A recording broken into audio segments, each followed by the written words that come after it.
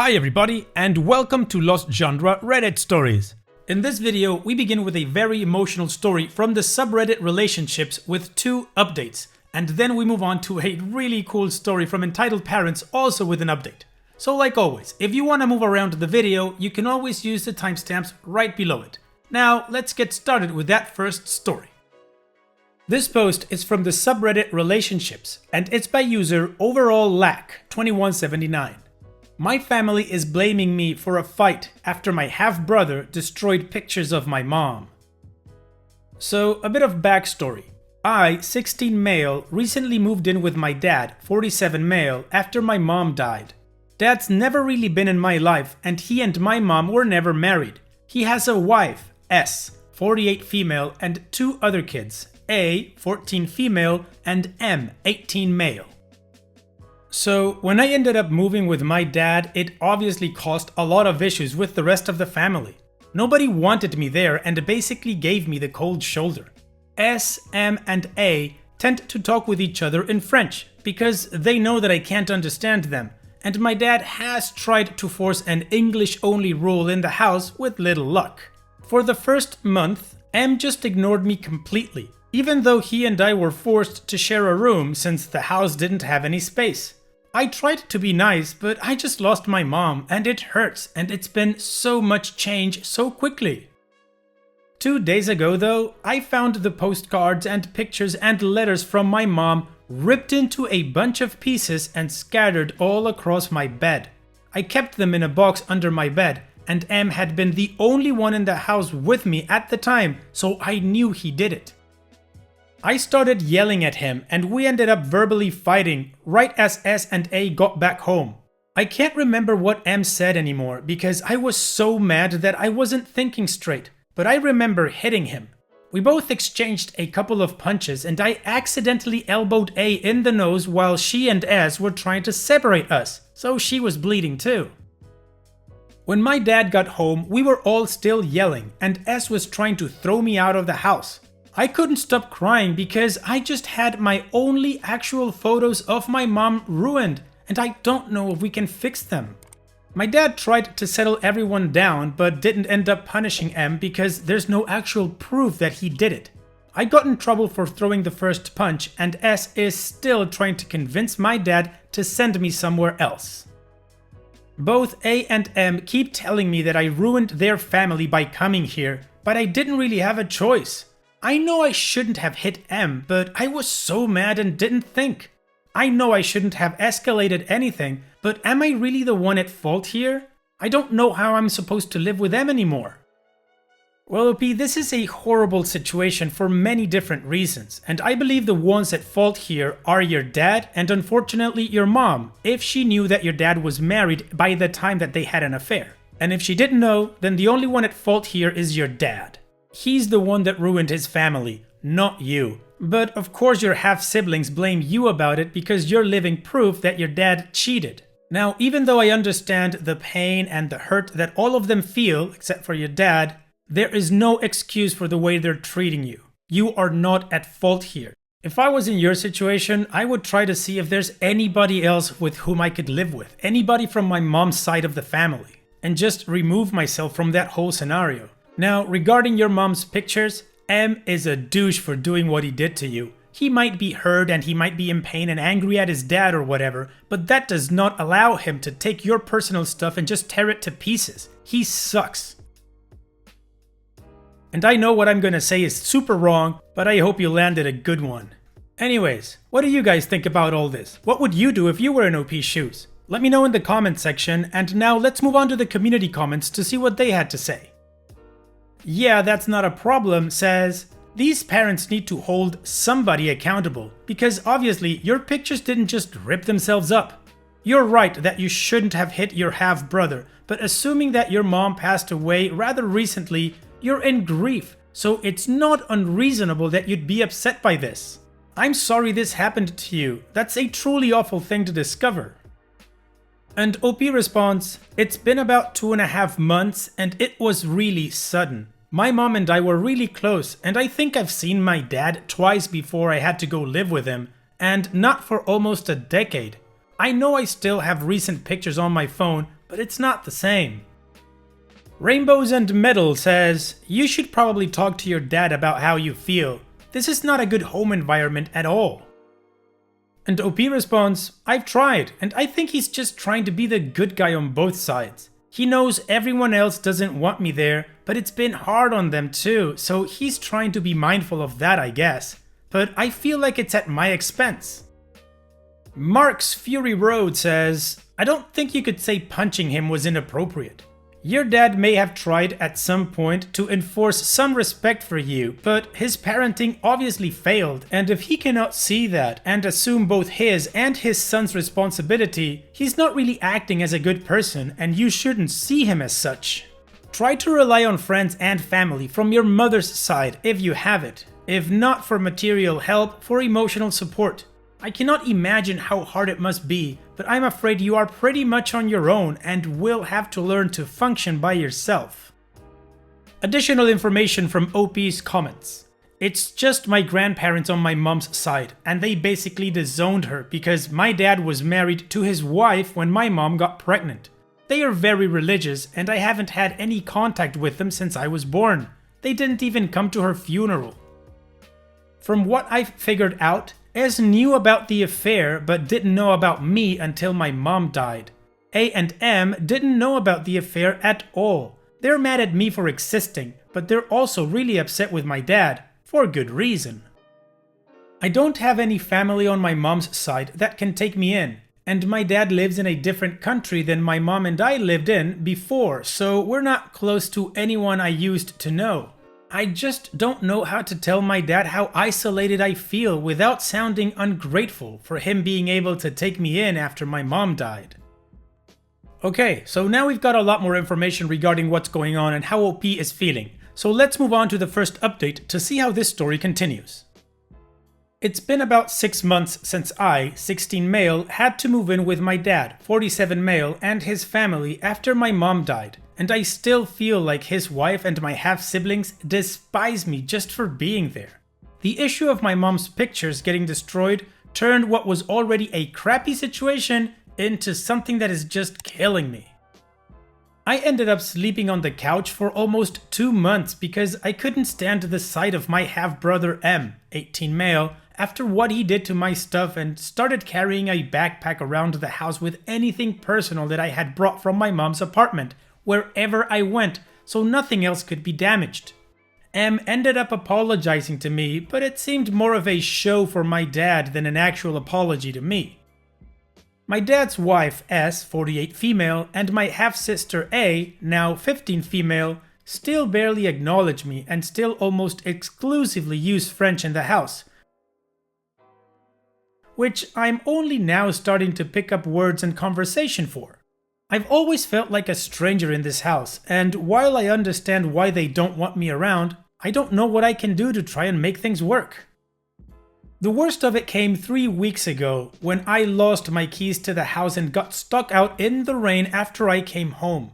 I tried calling my dad, but he didn't pick up, and I rang the doorbell as many times as I could because I saw S's car outside the house, so I knew she was home. There isn't much close by, so I couldn't walk anywhere to wait. By the time my dad got home an hour and a half later, I was soaked and cold, and when we got inside, S just said that she was on a call and couldn't hear the doorbell ringing. I couldn't even talk to her and just went upstairs and cried in the bathroom before going to bed. My dad apologized later for not seeing my message sooner, but that's not really the issue here. I feel sick living here and can barely eat or sleep half the time. My grades are tanking and I don't feel like I can talk anymore. I miss my mom and everyone is pretending like she never existed, and I have to basically do the same thing so nobody at home gets mad at me. The main issue is, a week ago, my dad's best friend and his husband, who I've met a couple of times and stayed with the first couple of nights after I reconnected with my dad while he was trying to figure out how to bring me home, heard about me being locked out of the house and asked if I wanted to come stay with them for a while. I want to say yes so bad, because anywhere has to be better than where I am staying now, but I know it's going to cause issues with my dad because he ruined his entire relationship with his family to be able to bring me home so I wouldn't have to go into foster care, and it's going to seem incredibly ungrateful. I know my dad is trying, he really is, but I don't know what I'm going to do if I have to keep living in this house until I turn 18. How do I broach the subject with him? Is trying to move out even worth it at this point, or should I just toughen up and deal with it for the next year and a half? Additional information from OP's comments. There was definitely a lot of tension between my dad, A, and S, but that seems to have mostly gone away after the first couple of months. M seems still pissed at him, but it kind of feels like they just turned all that anger on me. I've tried talking to my dad about it, at least a little, but there aren't a lot of times where it's just the two of us, and I don't feel comfortable saying anything in front of everyone else. Nobody really does anything to me in front of my dad, except the language thing, which he tries and stop every time he catches it. But M and S usually just do things behind his back to hurt me, and I think my dad doesn't want to believe that his wife and kids are capable of treating me like that. Alright, so there seems to be somebody that can help OP out. So let's move on to the final update and see how this story has concluded. It's been about a week since I talked to my dad, and I've had a couple of people message about an update, so I figured I'd give one. For those who didn't see my original post, I, 16 male, had to move in with my dad, 47 male, and his family after my mom died, and things have been extremely strained. The worst incidents being my half-brother ripping pictures of my mom up and my dad's wife leaving me locked out of the house. So I was given the offer to move out by my dad's friend and his husband, both 30s male. I followed a couple of people's suggestions and texted my dad's friend that I wanted to leave, and they ended up suggesting we all go out to lunch. I think they could both tell how nervous I was around my dad, and my dad's friend, Jay, ended up being the one to bring up the idea of me moving out. My dad seemed completely blindsided by it and asked why I wanted to move out. Jay and his husband B reminded him about everything that's been going on at home, and I just kind of sat there. My dad seemed really upset, and it made me feel terrible because I already felt guilty about leaving. But then he just asked if I really wanted to go. I said yes, and he just immediately agreed. It kind of hit me that I wanted him to try and fight for me, to say sorry for everything that he's been letting happen, and for my dad to try and keep me at home, but he just let me go like it was nothing. It's been hard after my mom died, and my dad's the only family I've got left, so it really didn't make me feel any better about leaving, even though I don't have to deal with my dad's family anymore. B took me back to their apartment, while Jay went with my dad to get my stuff from the house, and they had set up their extra room for me already. He apologized that they hadn't been able to do this sooner, and that they hoped I would like to live with them. Jay came back with all of my things, and they kind of gave me time to decompress. I ended up sleeping for almost 16 hours because I was so exhausted.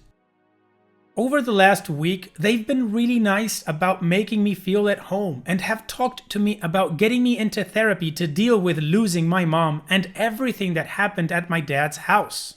They're also trying to figure out how to move me into a different school so I don't have to deal with my half-sister and everyone that knew my half-brother. It's the first time in months that I feel like I can actually breathe, and I don't feel like I'm constantly on guard. My dad hasn't texted me much or reached out in the last week, so I don't know what's going to happen with him, but for now, I'm safe, I guess. So that's what's happened so far. Thanks to everyone that gave me advice and wished me well. It's been really hard lately, and it made me feel less alone. Well, even though it is a very sad story in general, it seems like things are looking better for OP. Thankfully to J and B that they're taking OP in and helping him out. So OP, here's hoping that everything turns out better for you and that you can live a life fulfilled. Take care, OP, and thanks for sharing. Now, let's move on to the next post. This post is from the subreddit entitled Parents, and it's by user ImpossibleRoom7498. Entitled man thinks I owe him $40,000. This is not about my parents, but my neighbors. So, the son. He looks about 12? He was running in the hallway of our apartment. He tends to do that a lot. I don't know why and I don't care. He's obnoxious. Now to the incident. I got off the elevator and the elevator opens outwards, and the kid was standing on the other side of it, very close to the door.